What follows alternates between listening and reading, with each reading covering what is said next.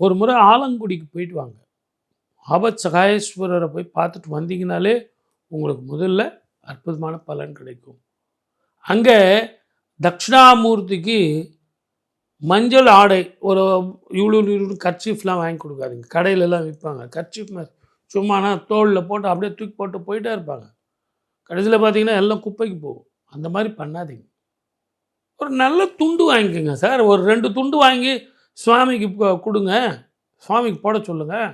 நல்ல ஒரு 4 முழம் துண்டு, 2 1/2, 3 முழம் துண்டு நல்லா பெருசாக போட்டு ஜம்முன்னு ஒரு அங்கவஸ்திரம் போட்டு அலங்காரம் பண்ணுங்க.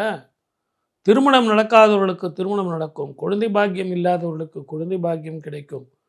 உடல் ஆரோக்கியமே சரியில்லை சார். கால்வலி, மூட்டு வலி, பெண்டை கழட்டி போயிடுச்சு, அடி வயிறு நரம்பு சம்பந்தமான பிரச்சனைகள் ஆப்ரேஷன் வரைக்கும் போகுதுன்னா இப்போ டெஸ்ட் எடுத்து பாருங்கள், ஒன்றும் இருக்காது. டேப்லெட்லேயே சரியாக போயிடும். நேரத்துக்கு சாப்பிடுங்க, நேரத்துக்கு தூங்குங்க.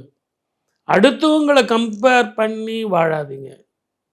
இரவு பயணத்தில் சனியும் செவ்வாயும் சேரும் காலம், சனியும் செவ்வாயும் பார்க்கும் காலம். மிக கவனமாக இருக்கணும். தேவையில்லாத விஷயங்களில் தலையிடாதீங்க. விட்டு கொடுத்து போங்க. உங்களுக்கு தான் 7.5 வருஷம் படாத பாடு பட்டிங்கள்ல, அனுபவம் இருக்குல்ல. அப்போ அடுத்தவனுக்கு உதவுங்க. உங்கள் வேலை என்னன்னு உங்களுக்கு தெரியும். சொந்தமாகட்டும் பந்தமாகட்டும் எல்லாத்தையும் தூக்கி போட்டு போயிடுவீங்க.